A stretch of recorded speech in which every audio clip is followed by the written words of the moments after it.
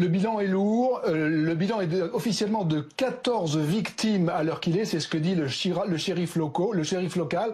14 victimes. Il ne précise pas si ce sont 14 blessés ou 14 morts. On peut penser que ce sont 14 blessés parce que ce shérif dit également les victimes sont en ce moment transportées vers les différents hôpitaux de la ville. La fusillade a eu lieu à 3 heures de l'après-midi environ en heure locale dans ce très gros lycée de la grande banlieue de Miami. Un très gros lycée qui accueille 3000 lycéens âgés entre 15 et 18 ans. Apparemment, un seul tireur. On voit maintenant apparaître sur les réseaux sociaux des images tournées par les smartphones, des images assez terribles. On entend à la fois les déflagrations et les cris des lycéens.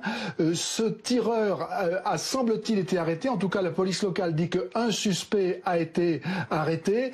L'homme avait été recherché pendant plus d'1 heure. Son signalement avait été donné. Il portait une chemise marron, disaient les policiers.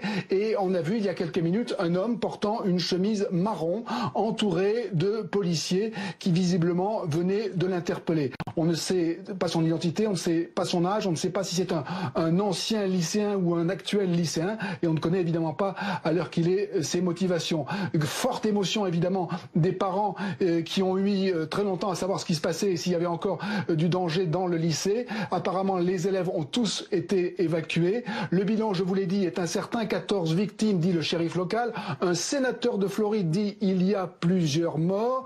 Il cite lui-même le superintendant du comté local. Ce superintendant qui dit lui aussi il y a plusieurs morts. Donc il n'y a en fait qu'une seule source à l'heure qu'il est qui dit qu'il y a plusieurs morts. Il faut s'en tenir à mon avis aux 14 victimes présentées par le shérif local. Le président des États-Unis a été informé. Donald Trump qui a réagi sur Twitter, qui a présenté ses condoléances aux familles des victimes.